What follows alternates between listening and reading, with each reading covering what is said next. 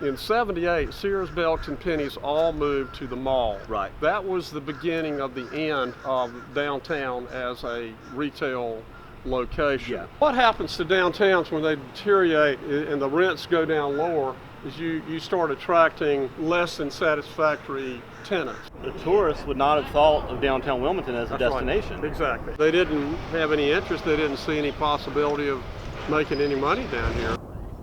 That's when we started our efforts to try to revitalize the downtown areas in 1978.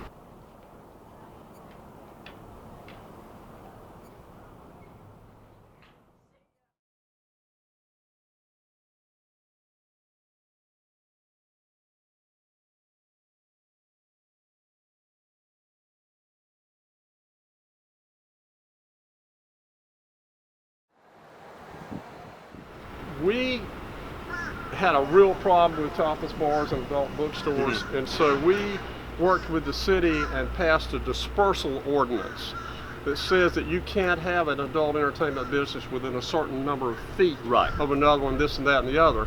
Then strategically we went in and bought buildings and put restrictive covenants on the use of the building, et cetera, et cetera. Yeah. They knew that the die was cast, and they knew that there was no future for them in the downtown.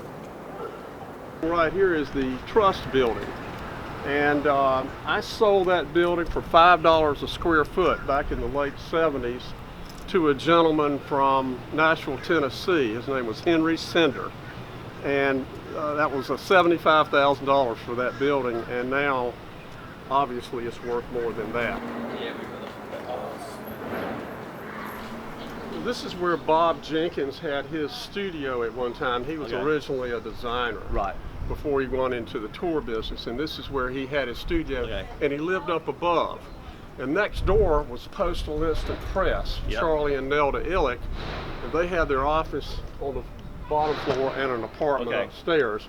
And this was a game changer, so to speak, that it demonstrated the ability to do mixed use, including commercial and residential. The amount of above the first floor residential is much, much greater than it used to be. And now what I really enjoy seeing is some of these buildings are becoming fully office space. Downtown Wilmington is in three parts. The old town, which we are in, what I would call the community college district, and the new downtown.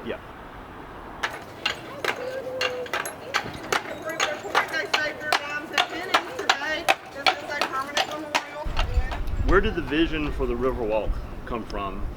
It came from a cooperation between Dare Incorporated and the City of Wilmington Planning Department. Our strategy was to go in both directions, which we have done. Right. If you look at infrastructure, it is absolutely the most important thing that we have done in downtown. And this, without a doubt. And this was not cheap. And it's not cheap. This is, man, talk about a good investment in infrastructure. It is our linear park. We had a thing called the Vision 2020 plan, which came out during, the 80s. And basically part of the Vision 2020 plan was a river walk from bridge to bridge. From bridge to bridge, That was our strategy. Which you daggone. We're close. You're close. Development has occurred because of the Riverwalk. So it has been a catalyst. Yes, it's kind of almost like, well, not almost, it is. It's an economic development. Absolutely. It has more than paid for itself. Actually, what brought the need for HB 1059 to head when the CAMA people would not let us build this Riverwalk here, and we were going to give it to the City of Wilmington, and they wouldn't let us do it. And so we had to introduce a bill in the legislature, and the final analysis. So you couldn't have a private commercial type thing over public trust waters. Couldn't build anything. Couldn't build anything at all. All these tourists were going to the battleship and then leaving. And so we figured, how do we deal with that? How do we cope with that problem? And so we created a river taxi from the battleship to downtown Wilmington. And it's still going on today, and it's been successful. It did not happen overnight. No. It did not happen overnight. It's taken 40 years to get here, but now we're really moving into more what I call the exponential area. We're obviously the beast has been slain.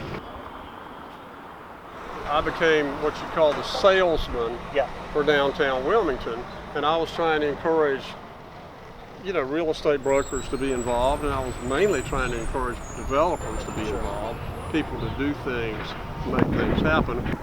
I think that's what I've loved about talking with you about this is you've obviously were very fond of that social history piece of it, yes, not just the architectural piece, because that really that completes the story. Right. I think some people get stuck on the building, but in the end, it's really about it's about community, neighborhood, community, how it all ties together.